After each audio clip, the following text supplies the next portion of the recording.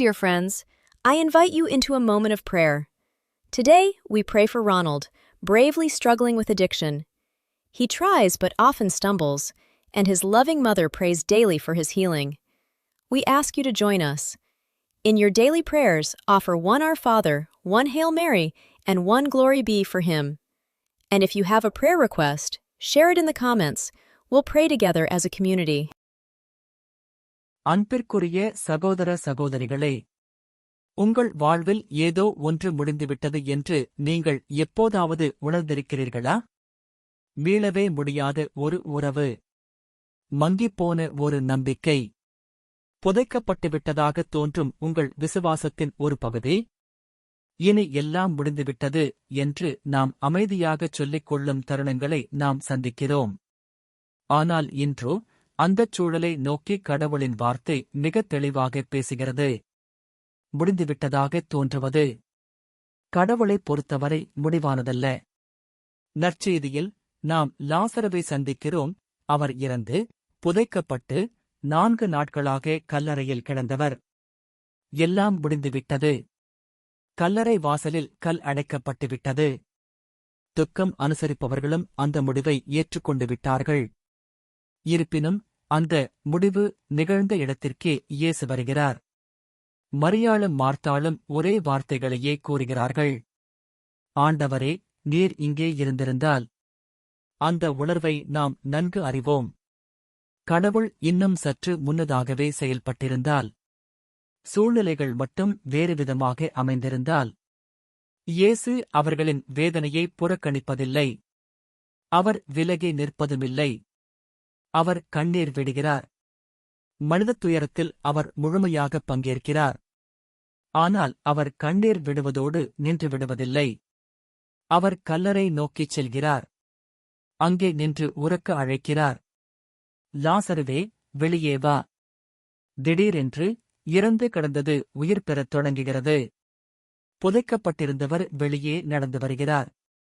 இது கடந்த காலத்தில் நிகழ்ந்த ஒரு அற்புதம் மட்டுமல்ல. இது ஒரு வெளிப்பாடு. அதாவது, இயேசு ஒரு பிரச்சனை ஏற்படுவதற்கு முன்னால் மட்டும் உடனிருப்பதில்லை. எல்லாம் இழந்துவிட்டதாகத் தோன்றும் வேளையிலும் அவர் வல்லமை மிக்கவராகவே இருக்கிறார். அதனால்தான் அவர் இவ்வாறு கூறுகிறார். நானே உயிர்த்தெழுதலும் வாழ்வும் ஆனவர். நான் உயிர்த்தெழுதலாகவும் வாழ்வாகவும் இருப்பேன் என்று அவர் கூறவில்லை. மாறாக, நானே உயிர்த்தெழுதலும் வாழ்வும் ஆனவர் என்று கூறுகிறார்.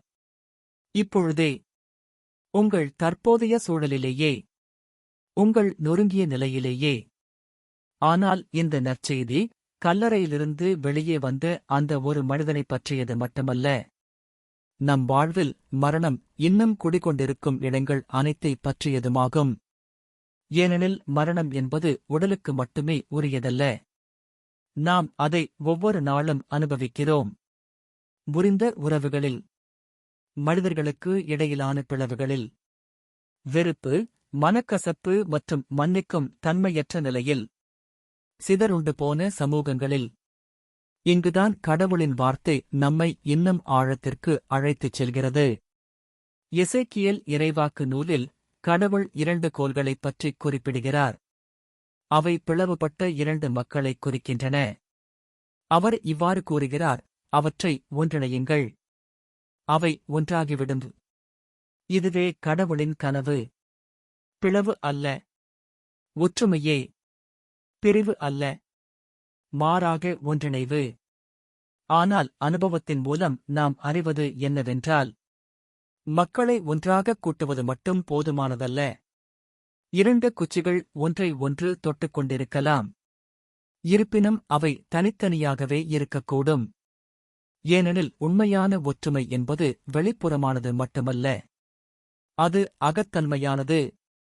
அது ஆன்மீகமானது. உலர்ந்த எலும்புகள் உயிர் வாழ மூச்சு தேவைப்பட்டது போலவே, நமது பிளவுபட்ட இதயங்களுக்கு இறைவனின் ஆவி தேவைப்படுகிறது.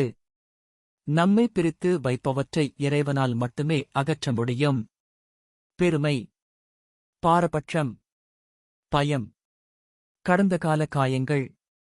இறைவனால் மட்டுமே நம்மை உண்மையாகவே ஒன்றாக்க முடியும். இங்குதான் நாம் மிக முக்கியமான ஒன்றை உணர்கிறோம். நாம் ஒருவருக்கொருவர் அந்நியர்கள் அல்ல. நாம் ஒருவருக்கொருவர் சொந்தமானவர்கள். ஊபுண்டு, உபுண்டு என்ற சொல்லில் ஒரு அழகான கருத்து வெளிப்படுத்தப்பட்டுள்ளது. நாம் இருப்பதால் நான் இருக்கிறேன். என் வாழ்க்கை உன்னுடையதோடு பிணைக்கப்பட்டுள்ளது. உன் வலி என்னையும் பாதிக்கிறது. உன் கண்ணியம் எனக்கு முக்கியமானது. இது வெறும் தத்துவம் மட்டுமல்ல. இது நற்செய்தி, காஸ்பெல். ஏனெனில் தொடக்கத்திலிருந்தே இறைவன் இவ்வாறு கேட்கிறார். உன் சகோதரன் எங்கே? இக்கேள்வி இன்றும் நம்முன் நிற்கிறது. பிறருக்கு நான் பொறுப்புள்ளவனா? நற்செய்தி இவ்வாறு பதிலளிக்கிறது. ஆம். நாம் நம் சகோதரனுக்கு காவலர்கள். சில நேரங்களில் இம்மை உண்மையானது அசாதாரணமான வழிகளில் வெளிப்படுகிறது. வன்முறைக்கும் குழப்பத்திற்கும் மத்தியில் ஒருவர் மற்றவரை காப்பாற்ற தன் உயிரையே பணயம் வைக்கும் தருணங்கள் உண்டு. ஓர் அந்நியர் சகோதரராக மாறிவிடுகிறார். ஆழமாக பாதிக்கப்பட்ட ஒருவர் வெறுப்பை தேர்ந்தெடுக்காமல் மன்னிப்பை தேர்ந்தெடுக்கும் தருணங்கள் உண்டு. பழிவாங்குதல் அல்ல, மாறாக கருணை. அத்தருணத்தில் வல்லமை மிக்க ஒன்று நிகழ்கிறது. மரணத்தின் சுழற்சி முறிக்கப்படுகிறது. ஏனெனில் நாம் வெறுப்பை பற்றிக் கொண்டிருக்கும்போது நாம் கல்லறையிலேயே சிறைப்பட்டிருக்கிறோம். ஆனால் நாம் மன்னிக்கும்போது நாம் வாழ்வுக்குள் அடியெடுத்து வைக்கிறோம். மன்னிப்பு என்பது பலவீனம் அல்ல, அதுவே உயிர்த்தெழுதல். மன்னிப்பின் ஒவ்வொரு செயலும், கருணையின் ஒவ்வொரு செயலும், நல்லிணக்கத்தை நோக்கிய ஒவ்வொரு அடியும் கல்லறை வாயிலிலிருந்து உருட்டி அகற்றப்படும் ஒரு கல் போன்றது. ஆனால் இது எளிதானதல்ல. உண்மையான நல்லிணக்கத்திற்கு நேர்மை தேவை. நடந்ததே இல்லை என்று பாசாங்கு செய்வது அதுவல்ல. கடந்த காலத்தை புறக்கணிப்பது அதுவல்ல. அது உண்மையை எதிர்கொள்வது, காயங்களை அடையாளம் காட்டுவது, இருப்பினும் அன்பை தேர்ந்தெடுப்பது. அது இன்னும் ஆழமாகச் செல்வது. துன்பப்படுபவர்களுக்கு உதவுவது மட்டுமல்ல, அவர்கள் ஏன் துன்பப்படுகிறார்கள் என்று கேள்வி எழுப்புவதும் ஆகும். ஆற்றிலிருந்து மக்களைக் காப்பாற்றி வெளியே இழுப்பது மட்டுமல்ல, மாறாக அவர்கள் ஏன் ஆற்றில் விழுகிறார்கள் என்பதைக் கண்டறிய நீரோட்டத்திற்கு எதிர்த்திசையில் மேலே சென்று ஆராய்வதுமாகும். இதுவே நீதியின் பணி. இதுவே கிருபையின் பணி. மேலும் இயேசு நம்மை அழைக்கும் வாழ்வு இதுவேயாகும். ஏனெனில் லாசருவின் கல்லறைக்கு முன்பாக அவர் நின்றபோது மரணத்தையே இறுதி முடிவாக அவர் ஏற்றுக்கொள்ளவில்லை.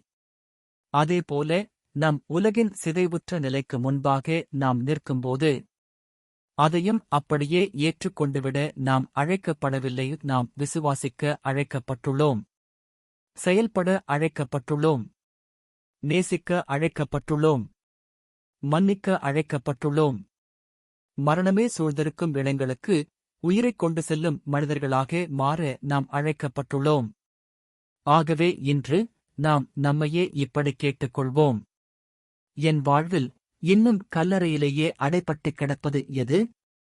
நான் எதைப் பற்றிய நம்பிக்கையை விட்டுவிட்டேன்? நான் யாரை மன்னிக்க மறுத்திருக்கிறேன்? இப்போது கேளுங்கள். அந்த இடத்திற்கு முன்பாக இயேசு இக்கணமே நின்று கொண்டிருக்கிறார். மேலும் அவர் உங்கள் பெயரைச் சொல்லி அழைக்கிறார். வெளியே வாயு. பயத்திலிருந்து வெளியே வாருங்கள்.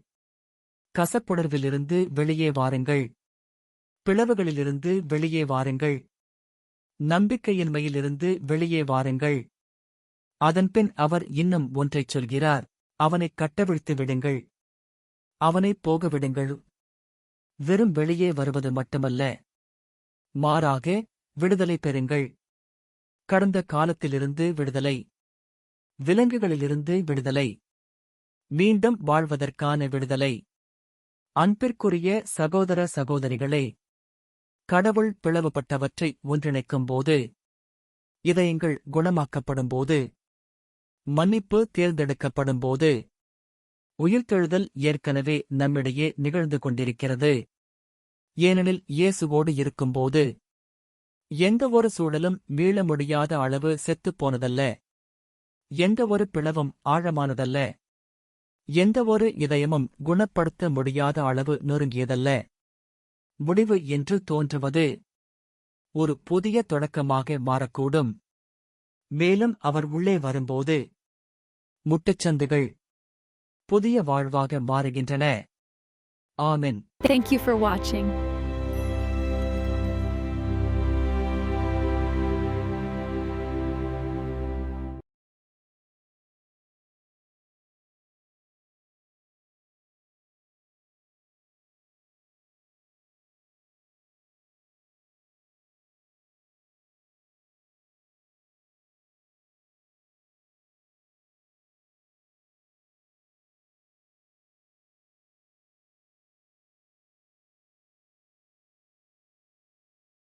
Thank you for watching.